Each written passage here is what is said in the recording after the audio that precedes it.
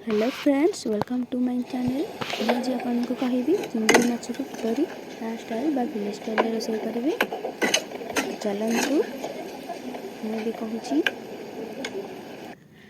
चिंगुड़ी माछ पई आमे प्रथमे सफिशिएंट तेल नबा चिंगुड़ी माछ को भल भाव छाणीबा पई।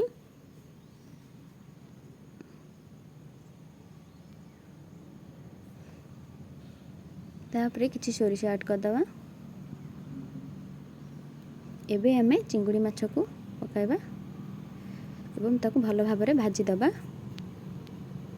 यहीपरि समस्त माछ को दे भल भाव भाजी दबा।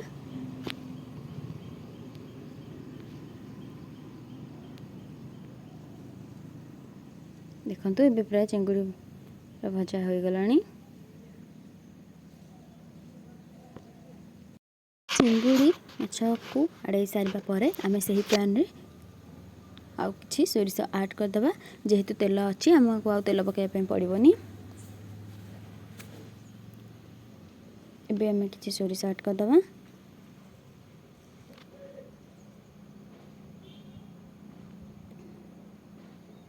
पैन टी गरम हो गलानी। सोरिष पकाय सारिबा परे आमे मु काटि रखिथिबा किछि टमाटर को पकाउछि।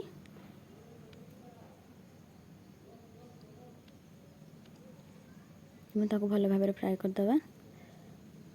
टमाटो को तेल सहित भल भाव मिसिया पई छाड़ी दबा।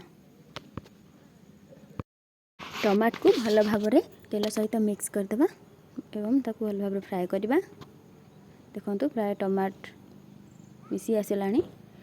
एबे मु बाटकी थिबा सोरिष जीरा एवं रसुण पेस्ट ता सहित हल्दी को मु ऐड कर देबी। आगे प्रथमे हल्दी ऐड कर देउची। देखंतु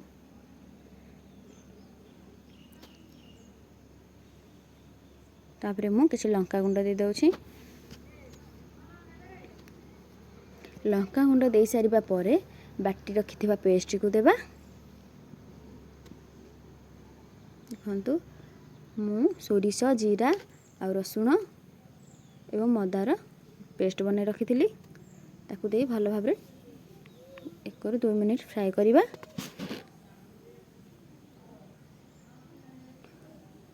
जेहेतु एटा सोरिष मसला को बेसी समय फ्राए करबा पे पड़िबो नाही।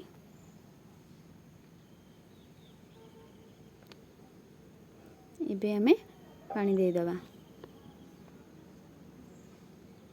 मसला सिझिबा पई आमे सफिशिएंट पानी दे दबा एवं ताकू फुटिबा पई किछि समय छाड़ी दबा।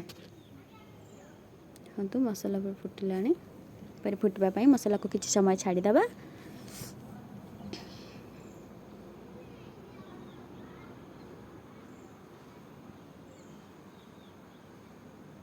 एबे आमे मसला पानी प्राय सिझी आसलानी।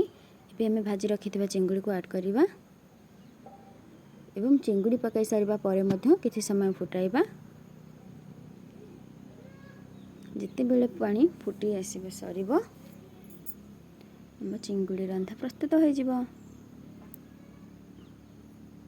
चिंगुड़ी को भल भाव झोल सोकला पर्यंत टिके फुटाइबा।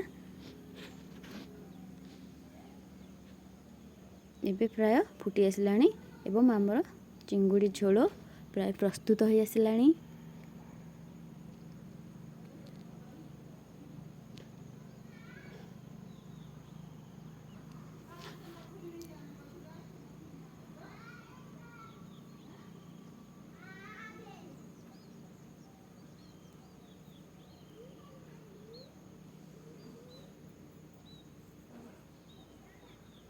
देखंतु फुटी फुटी पानी टिके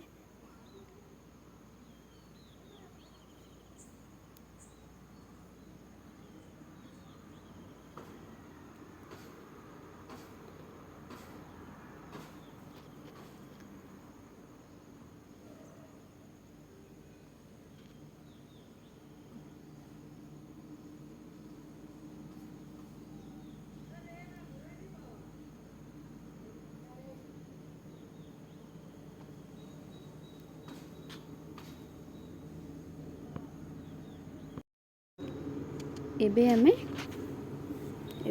चिंगुड़ी झोल प्रस्तुत हो आसलानी। एबे आमे गैस को ऑफ कर दबा। देखंतु एबे हमर चिंगुड़ी झोल प्रस्तुत होई गला। मु जो भली भाबे चिंगुड़ी माछ झोल को प्रस्तुत कली आपण से भली भाबे करंतु आ केमिति लागिला मते कमेंट रे कहंतु। आउ एही परि नुवा नुवा वीडियो देखिबा पई जदि आपण मो चैनल नुआ देखुछंती ताले मो चैनल को सब्सक्राइब करबा को जमा भी भूलिबेनी। आ जदि मो वीडियो टी भल लागो थाए ता लाइक करिया पई केबे भी भूलिबेनी।